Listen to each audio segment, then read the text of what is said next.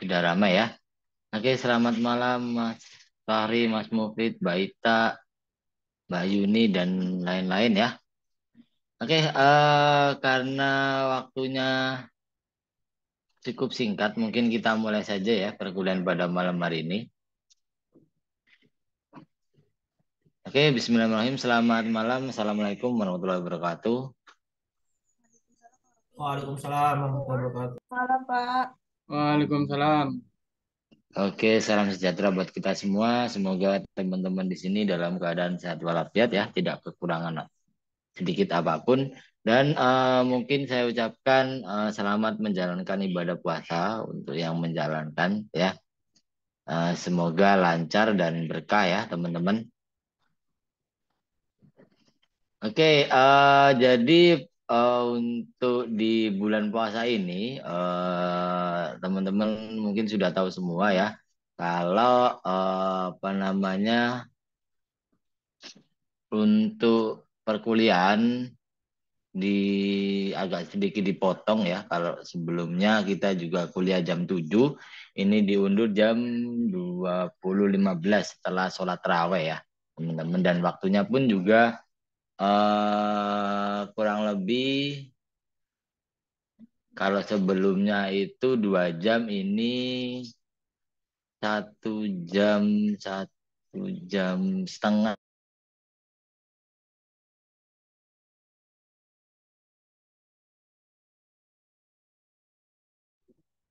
Sorry, ini koneksinya agak sedikit trouble ya teman-teman. Dari kemarin memang agak sedikit error. Suara saya jelas ya? Saya sering keluar-keluar dari tadi ya Bang. Jelas, Pak. Jelas, Pak. Oke, jadi untuk perkuliahannya kita nanti sampai jam 9.30 ya. Berarti setengah 10, kurang lebih 1 jam, 1 jam berapa berarti? Atau 60 menit berarti 75 menitan ya, seperti itu. Oke, sebelumnya saya presensi dulu ya teman-teman ya. Ini kayaknya sudah lengkap semua.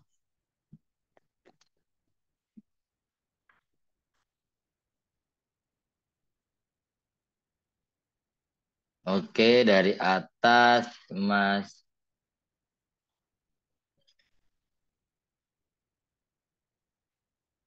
Bentar. Oke, yang ada aja ya. Mas Fahri, Muhammad Fahri Burhanuddin, Hadir, Pak. hadir ya. Mas Mufid Triyono, Hadir, Pak. hadir ya. Mbak Ita Krisnawati, Hadir, Pak. hadir. Mbak Yuni Sarah, Hadir, Pak. terus Mbak Rafiatun Nasika, Hadir, Pak. hadir. Terus kemudian Mas Ponsianus Prayogo, Hadir, Pak. dan yang terakhir Mas Ilham Habdi. Hadir, Pak. Oke, 1, 2, 3, 4, 5, 6, 7. 7 orang ya. Ini yang belum rapat ini ada Mas Habibi sama Mas Edi mungkin ya.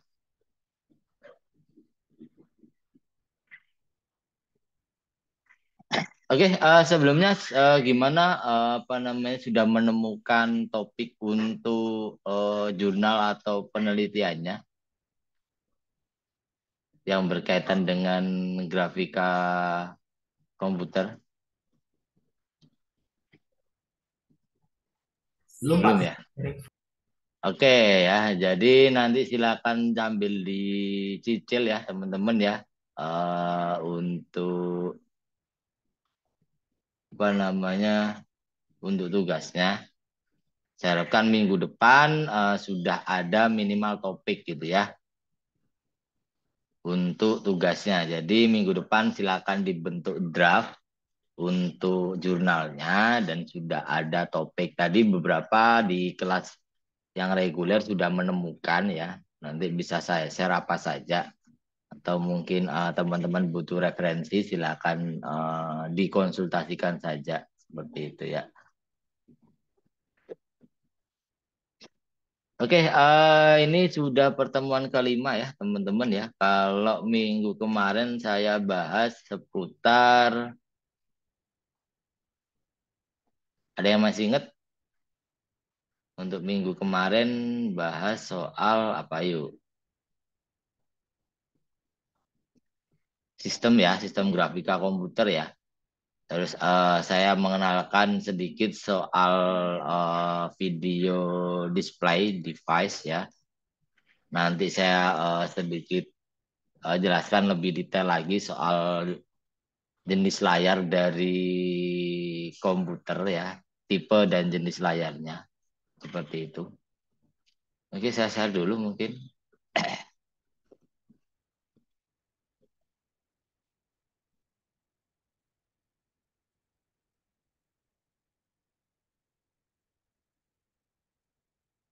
Oke, sudah muncul ya.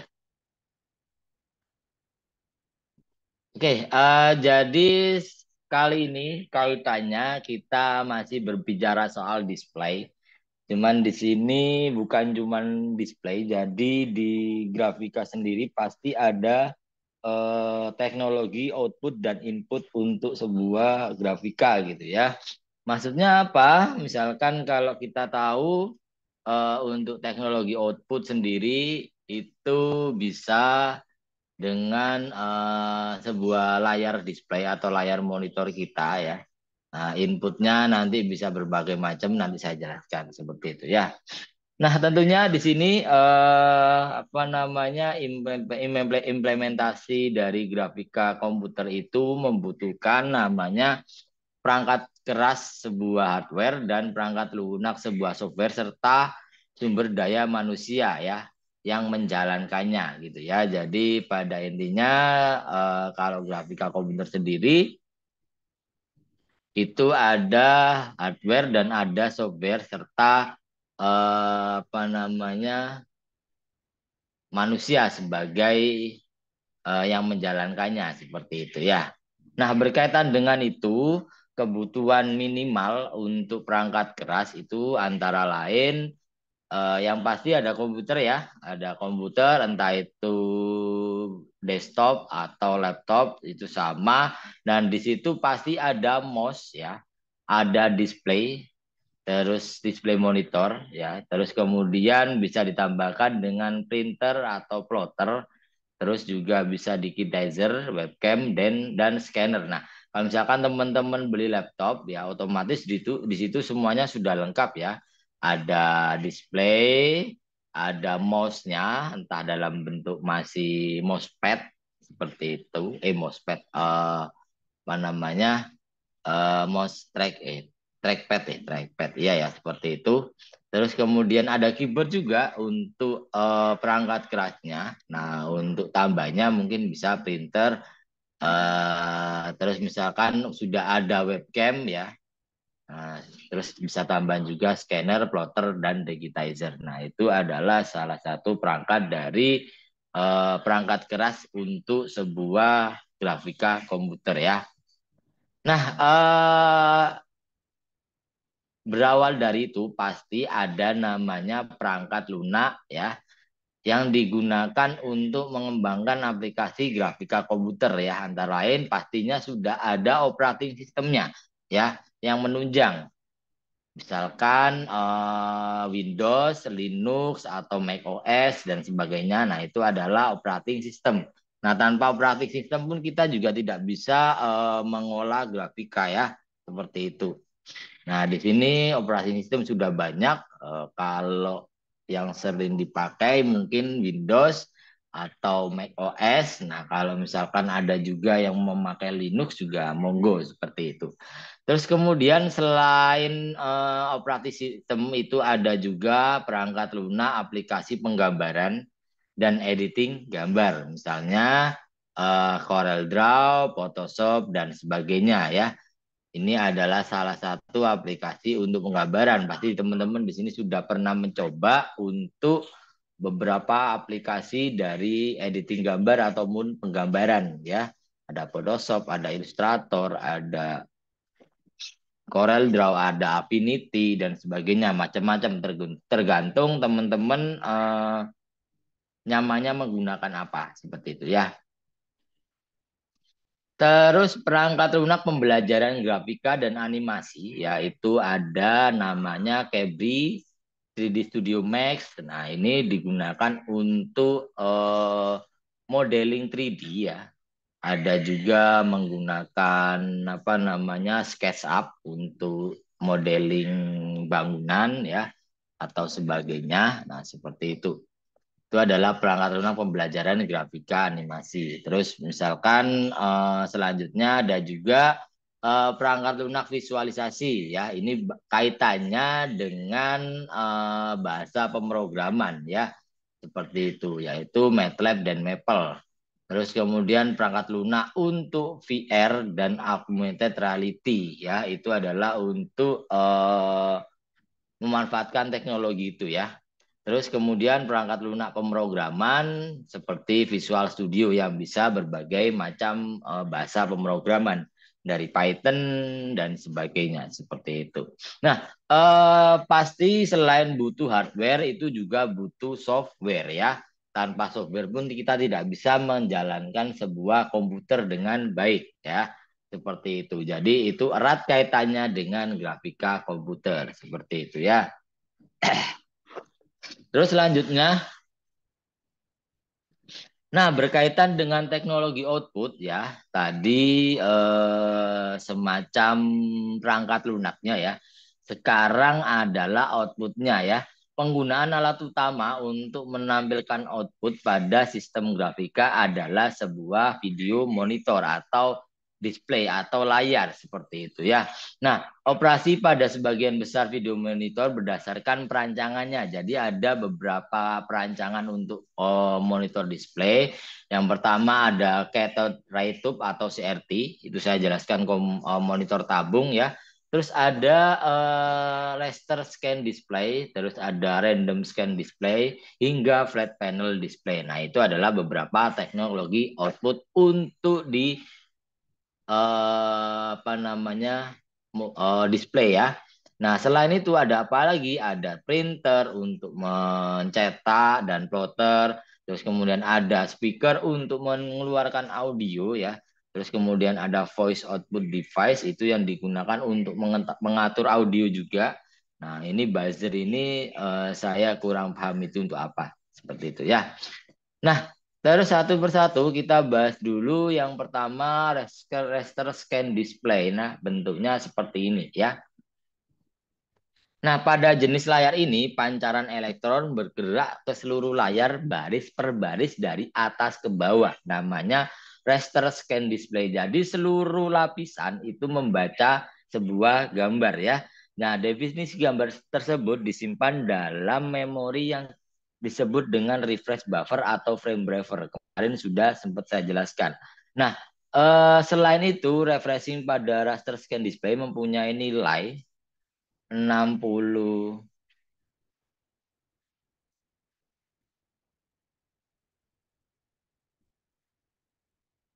Oke. Refreshing pada raster scan display mempunyai nilai 60 sampai 80 frame per detik tergantung jenis monitornya ya, seperti itu. Nah, bentuknya kayak gini ya. Jadi raster scan display dia men-scan ya atau mungkin menampilkan gambar dari keseluruhan layar baris per barisnya mulai dari atas ke bawah hingga membentuk sebuah gambar yang jelas. Cuman kalau raster scan display ini erat kaitannya dengan kumpulan dari titik ataupun pixel ya, yang sering disebut dengan bitmap. Nah, gitu ya. Nah, pada raster scan display ini ya, pixel-pixel tadi ditempatkan pada lokasi-lokasi tertentu dengan nilai-nilai warnanya sendiri-sendiri secara keseluruhan hingga membentuk sebuah tampilan yang teman-teman lihat. Nah, jadi tampilan itu dinamakan bitmap itu tadi gitu ya. Nah, bitmap itu tadi mampu menunjukkan kehalusan mulai dari gradasi dan warna dari sebuah gambar seperti itu. Itu berkaitan dengan raster scan display. Cuman kalau untuk gambar beda lagi ya. Gambar itu ada resolusi dan skala besarnya. Terus, nah ini bentuk dari arsitektur of raster scan display ya. Jadi pada intinya sebuah display itu tidak tiba-tiba muncul ya, pasti sudah ada sistem yang membuatnya. Yang pertama dari CPU ya, dia memproses namanya display processor. Nah, di display processor itu tentunya membutuhkan sistem memori atau yang kita sebut dengan RAM ya, random access memory. Nah, display processor tadi memiliki sebuah display processor memory terus dikonversikan menjadi frame buffer yang kemudian dia menunjukkan secara detail soal warna pixelnya dan intensitas dari pixelnya masing-masing ya. Nah, terus kemudian ada video controller ya yang digunakan untuk pergerakannya ya.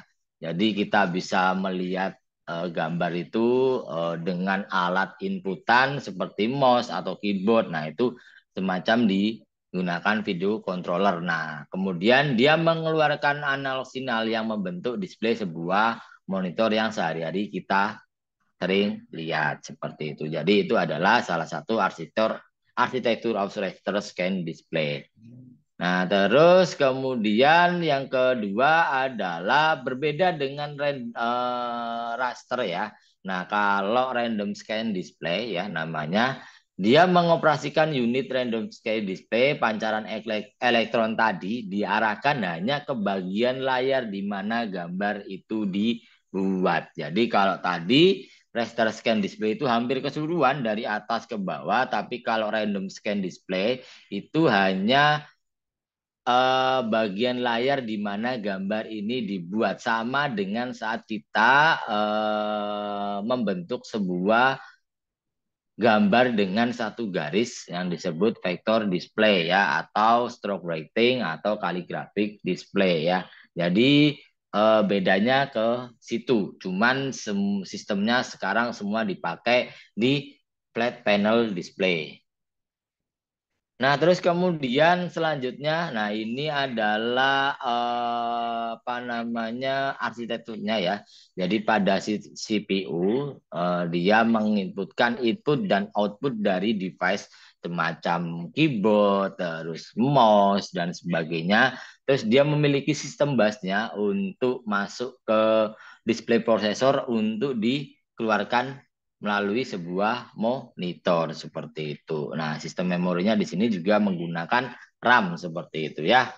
Oke, jadi paham ya bedanya antara random scan display dan raster scan display, lebih ke arah untuk output dari tampilannya saja ya. Nah, saat mouse kita bergerak, nah itu adalah namanya random scan display ya. Terus saat kita menggerakkan objek, nah itu namanya random scan display. Tapi kalau untuk ya seperti itu ya. Oke. Nah, tentunya di situ ada juga, nah ini ya bedanya lebih ke arah raster scan system versus random scan system ya. Jadi kalau raster tadi orientasinya memang ke arah raster, tapi kalau random scan system itu kaitannya dengan vector display ya. Jadi gambar ditampilkan sebagai kumpulan dari garis-garis itu tadi ya. Jadi bisa lebih halus seperti itu ya. Dan nggak pecah-pecah kayak raster scan system. Oke, nah terus kemudian lanjut lagi ke arah CRT ya, color CRT atau katoda ray tube. Dia menampilkan gambar dengan kombinasi fosfor yang memancarkan sinar yang berbeda. Dengan menggabungkan sinar dari fosfor tadi, tingkat dari warna dapat ditampilkan ya. Jadi kalau flat panel kan yang mengeluarkan displaynya itu adalah dari panelnya ya. Nah, panelnya itu dikasih sinar ya, itu baru memunculkan display. Tapi kalau ini enggak ya, dia dari sinar fosfor tadi untuk menampilkan warna. Nah, dari sini ya. Jadi ini adalah arsitektur dari CRT ya. Jadi di situ ada control gate, heater, cathode, dan electron beam, focusing coil, deflecting coil, anode. Nah, sampai memunculkan fluorescent screen ya. Jadi di sini menampilkan semacam apa itu tadi fosfor ya, memancarkan fosfor. Terus kemudian dia baru menampilkan display. Nah, itu bedanya. Makanya kenapa kalau monitor CRT itu jauh lebih besar karena memang apa namanya banyak elektroniknya dan pastinya kalau kita menggunakan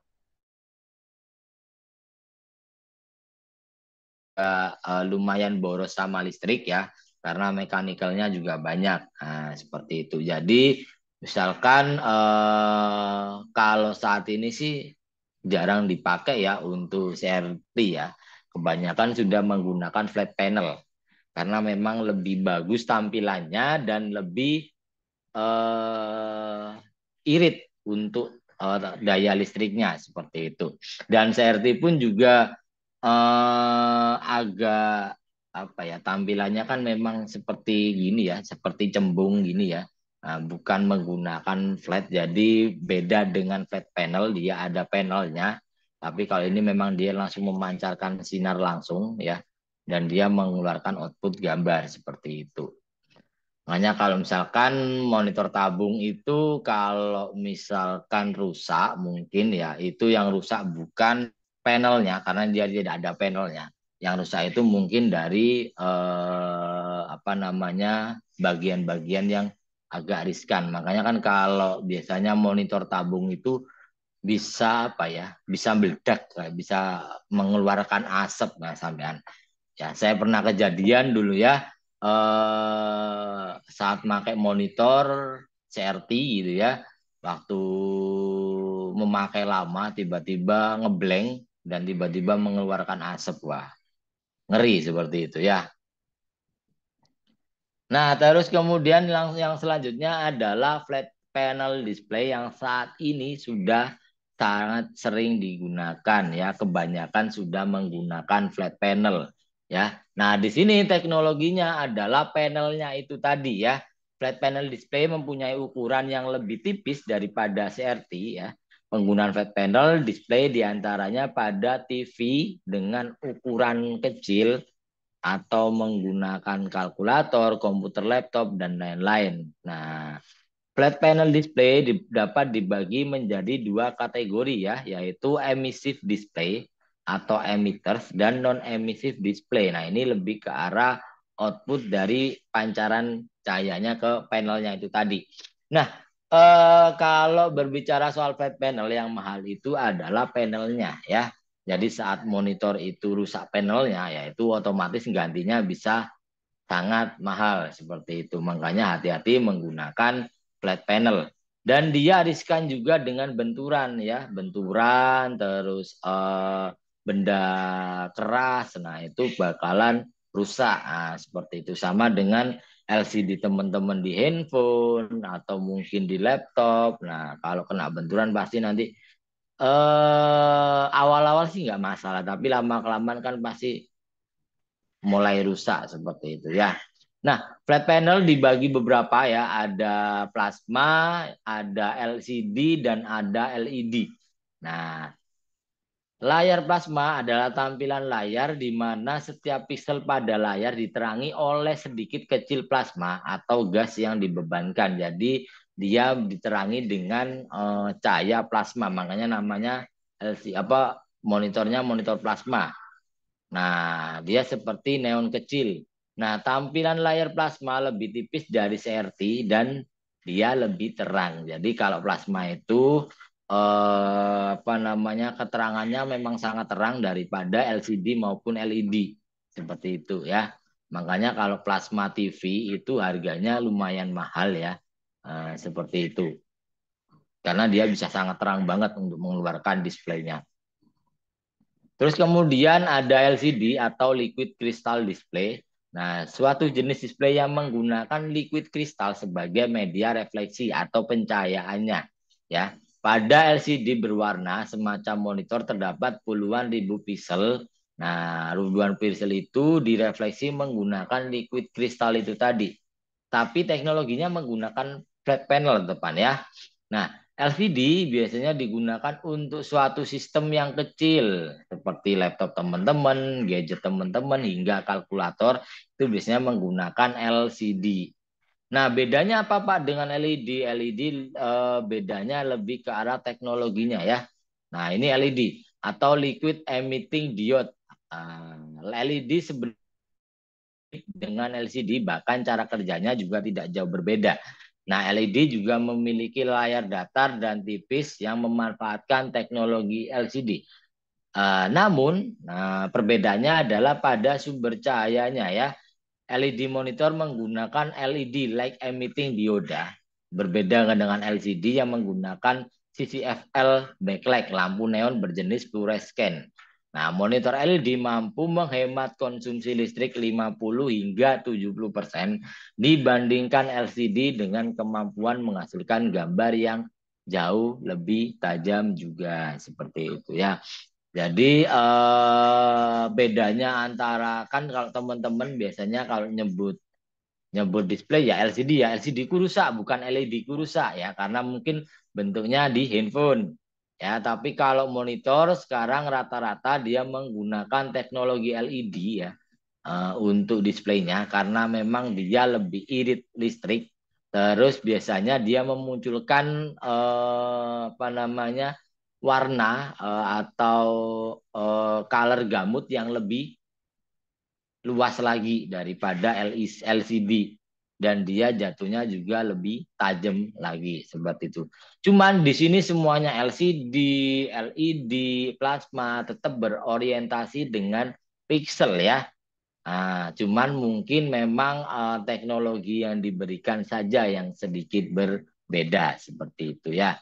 Jadi kurang lebih seperti itu gitu ya. Nah, kemudian lanjut lagi. Nah, ini sempat saya share kemarin layar tampilan berdasarkan jenis adapter yang digunakan ya. Ada direct drive monochrome monitor, ada composite monochrome monitor, ada composite color monitor, red green blue monitor dan variable frekuensi monitor ya. Nah, yang pertama direct drive itu adalah tipe layaran tampilan ini biasanya digunakan untuk adapter dari jenis MA dan EGA. Jadi jenis adapternya saja ya.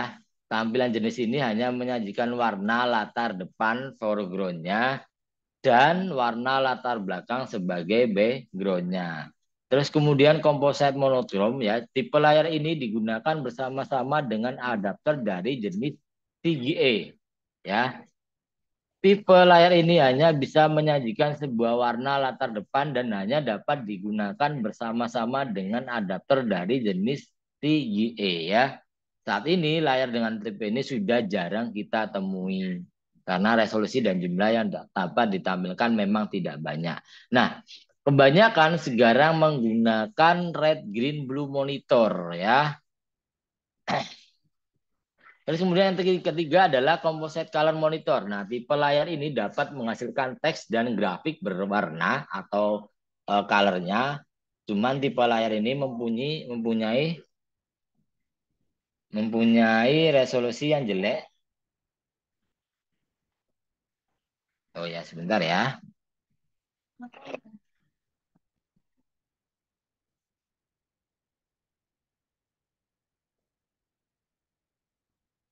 Nah, kalau composite color monitor ya, tampilan ini apa namanya?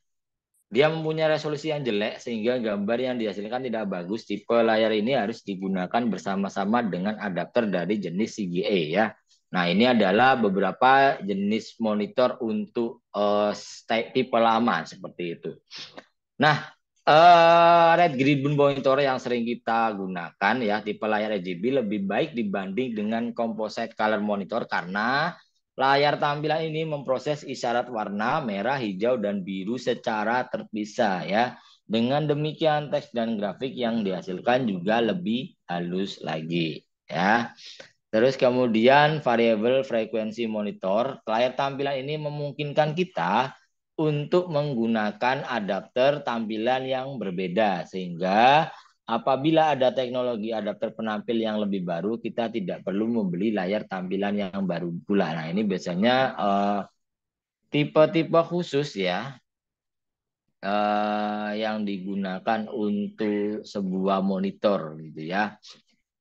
Nah, yang sering kita gunakan tetap menggunakan RGB, red, green, blue monitor. Rata-rata sudah menggunakan itu. Nah, terus kemudian banyak teknologi-teknologi monitor terbaru ya. Kalau zaman dulu kan kita cuman bisa menampilkan menggunakan, ada tahu ya kabelnya menggunakan SDMI atau HDMI atau VGA dan ada juga DVI. Nah, kalau sekarang rata-rata monitor semua sudah menggunakan HDMI. Bahkan monitor saat ini sudah menggunakan USB-C ya untuk display monitornya. Nah, itu malah lebih sangat menarik ya. Karena apa? Dengan satu display saja ya kita sudah dapat display monitor, terus kita juga bisa dapat display powernya digunakan untuk mencharger ya, atau bisa digunakan untuk kita memasukkan beberapa media seperti flash disk, terus hard disk dan sebagainya ya. Jadi dengan satu kabel aja kita juga bisa support dengan hal seperti itu. Nah, terus kemudian ada namanya ray trace ya, teknologi output yang berkaitan dengan grafika komputer sudah berkembang dengan sangat pesat ya. Salah satu teknologi yang berkembang adalah teknologi output LCD dan LED ya. Namun teknologi perangkat keras output yang berkembang tidak merubah konsep penampilan objek di dalam perangkat tersebut. Nah, ini lebih ke arah teknologi dari sebuah display itu tadi ya. Nah, ray trace itu seperti ini ya. Jadi dia membaca mulai dari baris dan kolom, mulai dari horizontal ray trace hingga vertical ray trace. Dia men-scan seluruh gambar ya untuk menampilkan sebuah layar tampilan seperti itu. Jadi hampir sama dengan teknologi raster scan display itu tadi, namanya ray trace. Ya, itu adalah teknologi dari sebuah monitor. Oke. Nah, erat kaitannya dengan output monitor ya, terdapat dua jenis cara penampilan objek di dalam perangkat output tadi, yaitu ada teknologi raster dan teknologi vektor ya. Ada dua itu tadi. Seperti yang saya share di awal ya, ada random scan display dan raster scan display. Nah,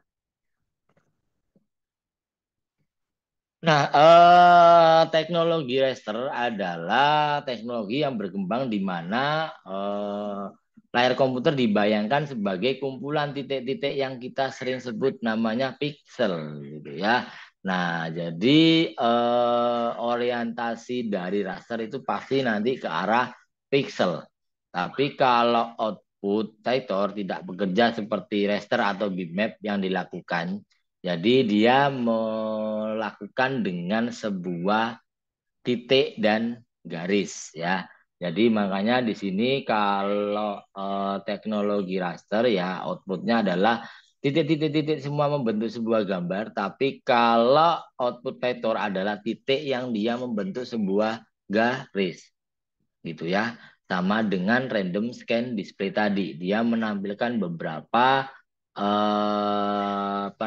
beberapa tampilan saja. Tapi kalau raster dia keseluruhan gitu ya.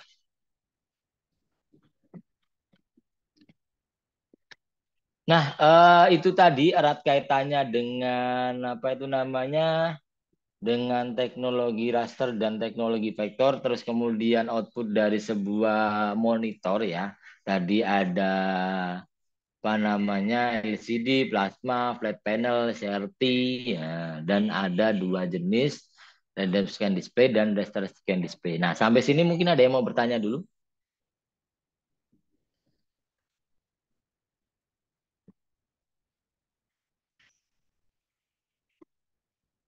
berkaitan dengan itu? Sebentar. Ada yang mau bertanya? Aman, Pak, aman. Aman ya. Oke, saya lanjut dulu. Terus kemudian, nah ini adalah teknologi input. Kalau tadi kan output ya teman-teman ya. Output itu kaitannya erat dengan sebuah display. Nah, pada saat ini terdapat berbagai macam peralatan yang bisa dipergunakan untuk menginputkan data pada sebuah sistem grafik ya, grafis. Sebagian besar sistem menggunakan keyboard dan beberapa peralatan tambahan untuk input interaktif. Contohnya mouse, trackball, spaceball, joystick, digitizer, dial, dan dial box. Nah, mungkin kalau dulu ya, dulu kita, kalau sekarang ini kita menggunakan mouse semacam laser ya. Nah, jadi tidak menggunakan trackball, apa ya? Menggunakan bola. Kalau dulu itu ada menggunakan trackball ya. Jadi mouse itu menggunakan trackball semacam seperti sebentar, mouse trackball itu jadi ada kayak bolanya dulu ya. Nah, ini semacam ini ya, dia mouse trackball, dia menggunakan bola untuk mengarahkan gitu ya. Terus juga ada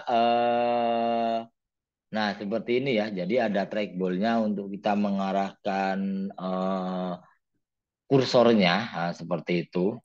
Terus kemudian ada spaceball. Spaceball ini lebih ke arah hampir sama dengan trackball ya.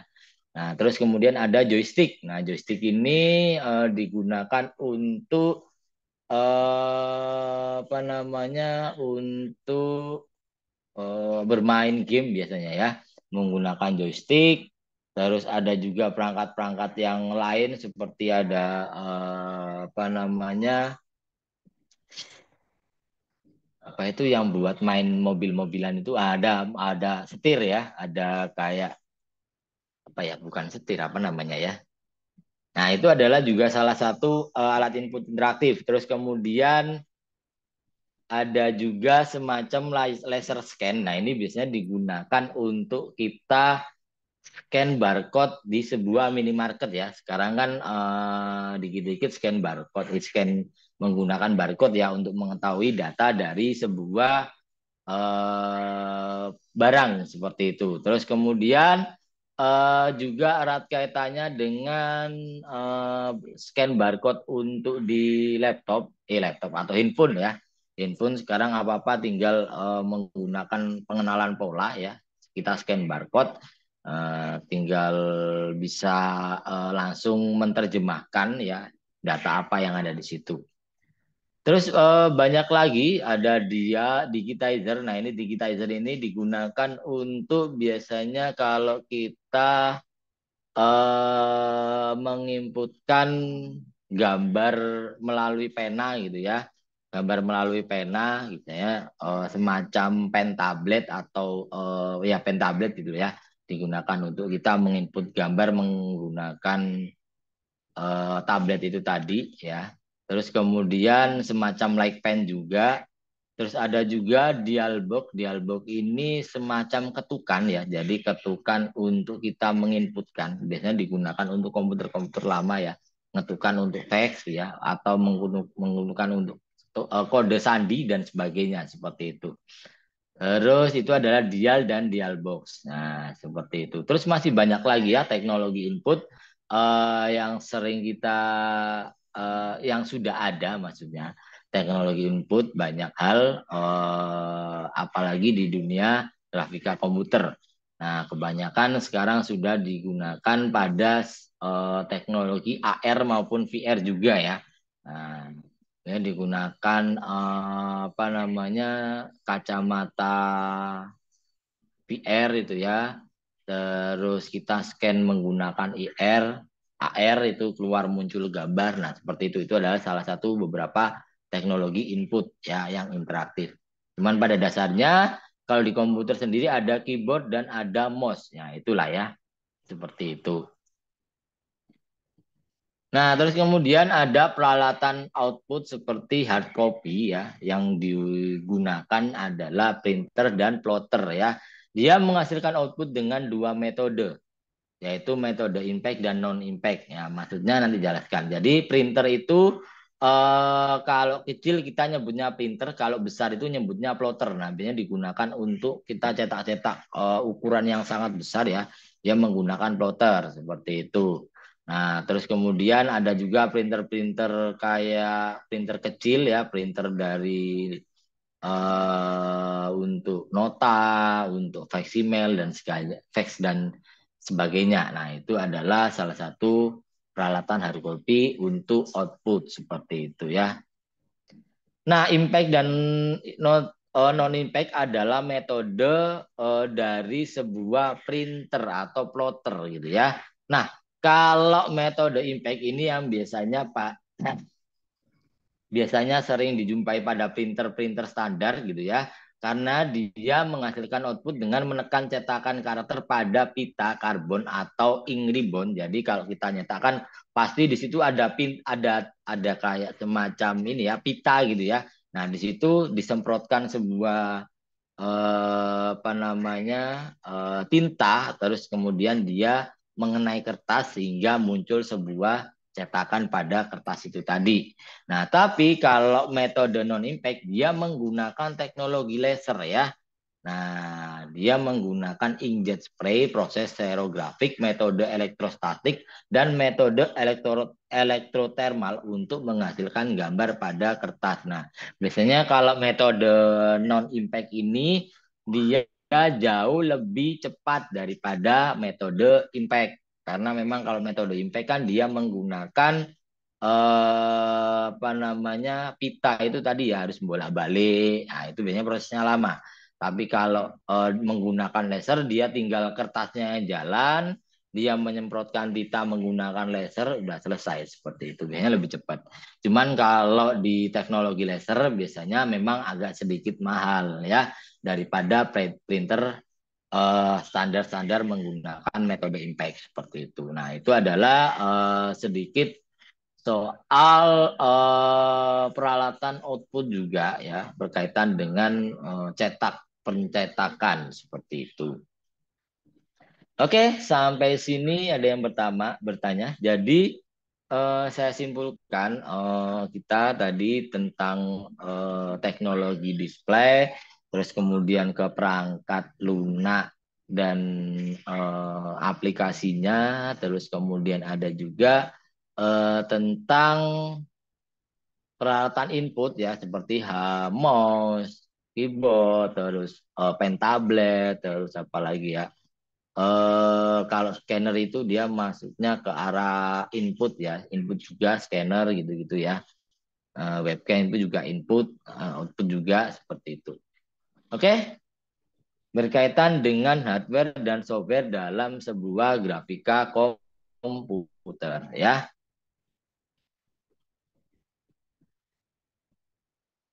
Oke, sampai sini ada yang mau bertanya?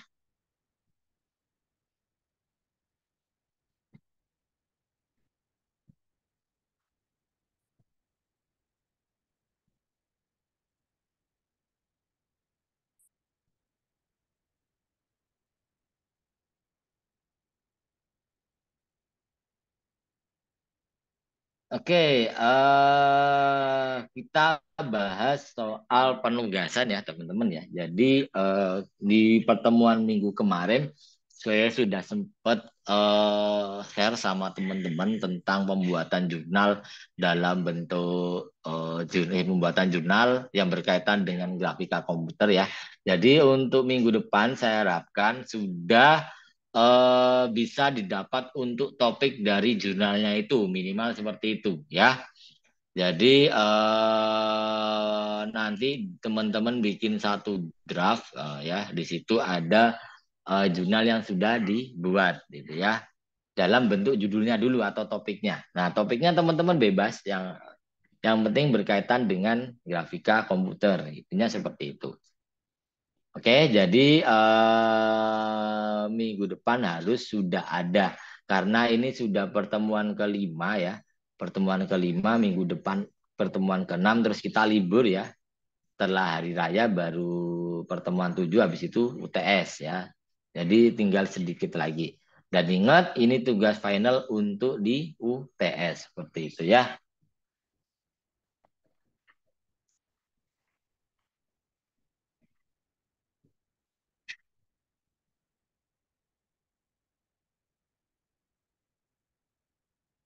Oke, ada yang mau bertanya dulu? Tadi yang baru masuk siapa ya? Mas siapa tadi ya? Tes, tes. Suara saya masih aman ya? Saya Pak Edi Rasidi Pak. Oke, Mas Edi sama siapa lagi? Satu lagi tadi ya. Holis, Pak. Mas Kholis. Oke. Ya, Mas Kholis dan Mas Edi.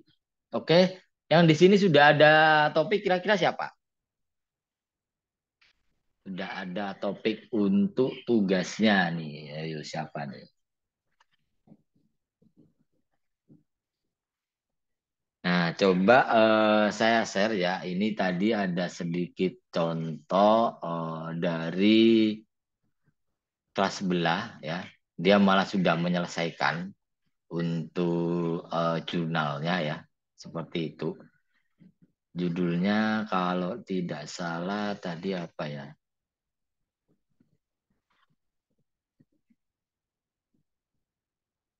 Nah, ini analisis. Nah, analisis performa konvolusional neural network CNN menggunakan arsitektur AlexNet dan optimizer Adam untuk klasifikasi gambar bantu gunting kertas ya. Jadi di sini ada abstrak dalam bentuk bahasa Indonesia, terus dalam bentuk bahasa Inggris ya. Baru ada pendahuluan, terus kemudian metodologi penelitian ya, ada dataset di sini, ada penelitiannya hingga implementasinya, kemudian ada hasil dan analisisnya ya. Terus baru yang terakhir ada kesimpulan dan jangan lupa ada referensi atau daftar pustaka. Seperti itu.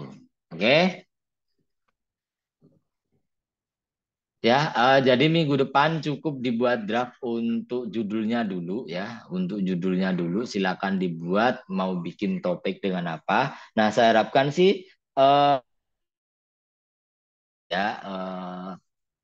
penelitian yang teman-teman buat ini atau jurnal yang dibuat ini bisa jadi topik untuk skripsi kalian juga ya.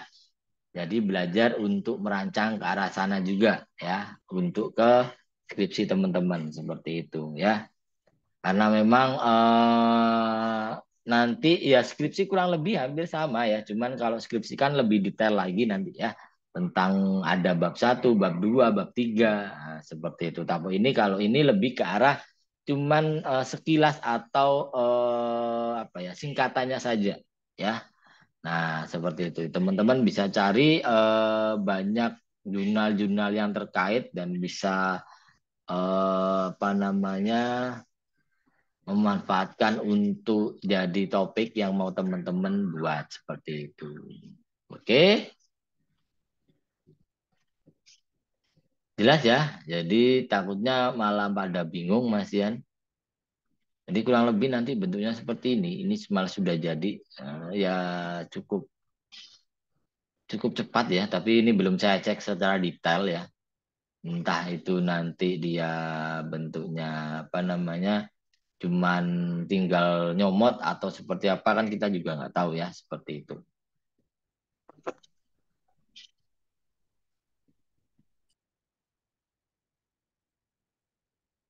Tadi belum saya share screen ya. Belum, Pak. Oh sorry. Saya share screen lagi deh. Ya, jadi bentuknya seperti ini. Maaf. Ya, nah ini bentuknya ya. Nah ini sudah jadi ya. Ini judulnya, ada abstraksinya ya. Bahasa Indonesia, terus bahasa Inggris, kemudian pendahuluan. Kelihatan nggak? Kelihatan ya? Saya zoom lagi deh. Nah, terus kemudian ada metodologi penelitiannya, metodenya. Terus ada hasil dan analisis dari penelitian ini tadi ya, kalau dia sih tingkat klasifikasi gambar batu gunting menggunakan arsitektur AlexNet dan Optimizer Adam. Nah, ini sudah ada metodenya. Nah, yang dilihat adalah performa dari convolutional neural network. Nah, ini biasanya digunakan untuk image processing sih, seperti itu. Nah, sampai di hasil akhir ada kesimpulan terus di referensi atau daftar pustakanya. Seperti itu ya, teman-teman ya.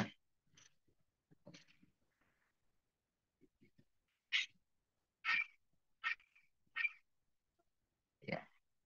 Oke, cukup jelas ya untuk tugasnya ya. Jadi saya harapkan minggu depan sudah ada judulnya paling enggak. Nanti habis itu kita berlanjut ke abstrak atau mungkin yang lainnya gitu ya, seperti itu.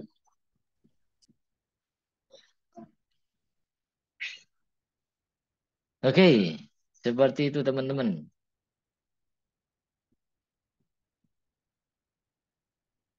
Gimana puasanya lancar ya? Ini baru awal-awal ya. Lancar ya, insya Allah ya. Aman-aman, Pak. Asik. Ini di sini kalau saya lihat insya Allah semuanya Muslim ya. Iya, Pak. Ya, ya insya Allah Muslim ya. Puasa semua ya insya Allah. Jadi tetap semangat ya. Enaknya sih kalau di kelas karyawan kan sudah buka puasa ya. Jadi sudah seger lah ya. Kalau di awal-awal pas puasa itu biasanya agak lemes tuh ya kan. Biasanya otaknya kadang nggak nyantol lah. Seperti itulah kebanyakan. Tapi kalau udah kayak buka kayak gini udah seger ya. Udah siap tempur. Lah. Mantep lah. Oke, seperti itu masih ada waktu. Ada yang mau bertanya sebelum saya tutup? Untuk tugasnya itu ya minggu depan sudah ada topik minimal itu. Kalau kemarin kan belum, cuman baru saya announce atau baru saya kasih tahu dulu untuk tugas di UTS-nya adalah membuat sebuah jurnal yang erat kaitannya dengan grafika komputer seperti itu. Nah, kalau besok sudah ada topik yang mau dibahas itu apa? Oke?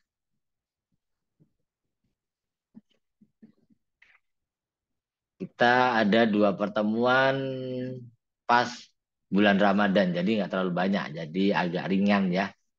Jadi nggak terlalu padat, enteng-enteng aja pokoknya ya. Coba saya mau tanya satu persatu mungkin di sini, Mas Fahri sudah ada topik untuk jurnalnya atau mau didiskusikan? Monggo. Belum Pak, tapi rencana cari yang berhubungan dengan mobile-mobile gitu Pak. Mobile ya. Oke. Terus yang lain mungkin sudah ada yang ada belum? Sudah ada yang dapat belum nih kira-kira? Mas Mufid, Mbak Ita, Mas Kolis, Mas Ilham, Mas Belum, Pak. Sianus, oh belum ya. Mbak Masih Yuni belum kepikiran, Pak. masih belum kepikiran ya. Nah, jadi segera dipikirkan Mas. Pak, siap, Pak. Oke. Ya, jadi minggu depan bisa mungkin sambil jalan bisa dikonsultasikan Pak. Kalau misalkan saya ngambil topik ini bagaimana? Oke, monggo silakan, nggak masalah seperti itu. Karena saya juga cek, oh ini masih erat kaitannya dengan grafika komputer nih. Ya, boleh seperti itu ya.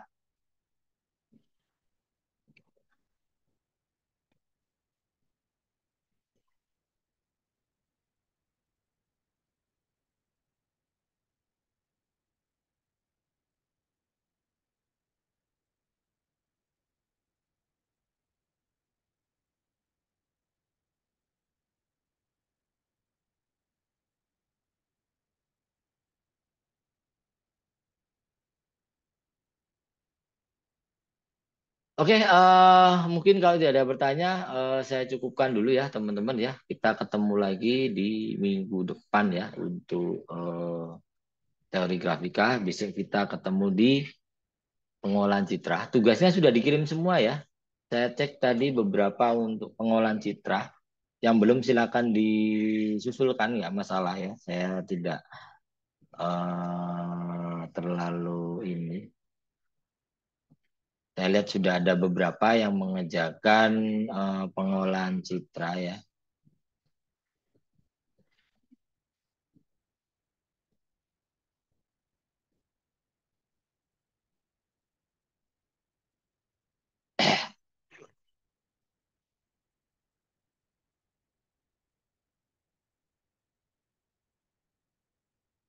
Jadi baru ada beberapa, nanti monggo bisa disusulkan yang belum merasa belum mengumpulkan ya. Baru ada 1, 2, 3, 4, 5. Nah, baru ada 5 orang. Nah, yang lain segera disusulkan untuk tugasnya ya.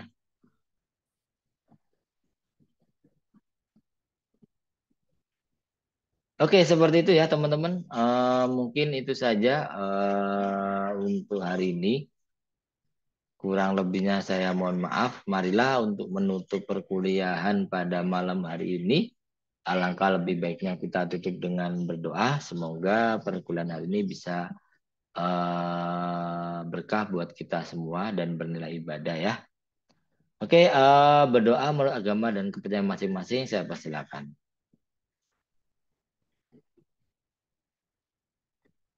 Oke, cukup sekian. Terima kasih. Selamat malam. Wassalamualaikum warahmatullahi wabarakatuh. Terima kasih, Pak. Waalaikumsalam. Makasih, Pak. Oke, sampai Makasih, ketemu Pak. minggu depan ya. Iya, Pak.